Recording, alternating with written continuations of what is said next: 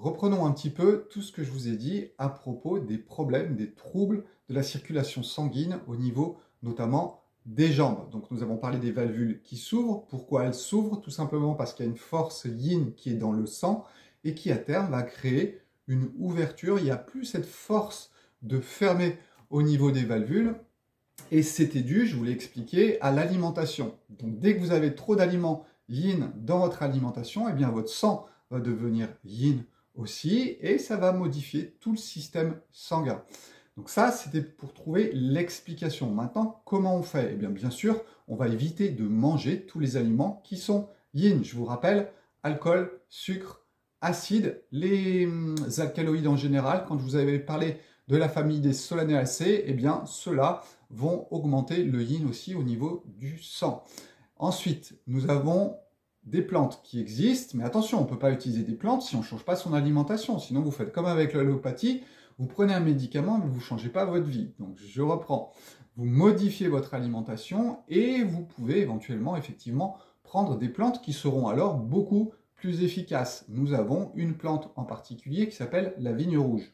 Si on regarde un petit peu ce qu'il y a dans la vigne rouge, eh ben, on va trouver des tanins.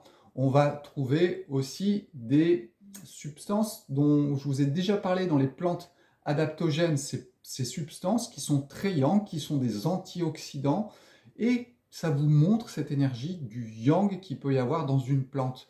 Et cette plante, comme la vigne rouge, eh ben, elle va vous aider à avoir un sang plus yang. Donc elle va avoir tendance à modifier les parois des vaisseaux sanguins et à resserrer les valvules qui sont un petit peu ouvertes. Donc vous voyez un petit peu comment on peut toucher à comment ne pas déséquilibrer notre sang et d'un autre côté, essayer de mettre quelque chose dans notre sang qui soit plus yang. Alors bien sûr, on peut le faire aussi grâce à notre alimentation. C'est pour ça que je vous ai fait quelques photos sur la cuisson, par exemple au four, qui serre les aliments et donc qui va serrer aussi votre sang.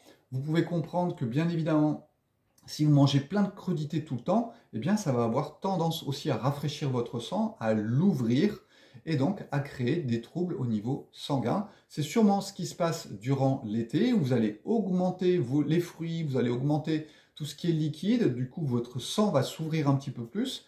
Avec la chaleur qui a tendance aussi à dilater, eh bien ça va amplifier les mécanismes et c'est comme ça que vous vous retrouvez avec les jambes lourdes ou avec des troubles circulatoires au niveau des vaisseaux sanguins. C'est pas difficile à comprendre. On peut aider le corps à revenir en arrière. Ça peut prendre plus ou moins de temps en fonction de votre alimentation, de l'aide qu'on peut fournir à votre corps dans la façon de cuisiner, avec pourquoi pas une plante. Et vous allez voir qu'un petit peu, on peut rééquilibrer tout ça. Voilà, ciao ciao.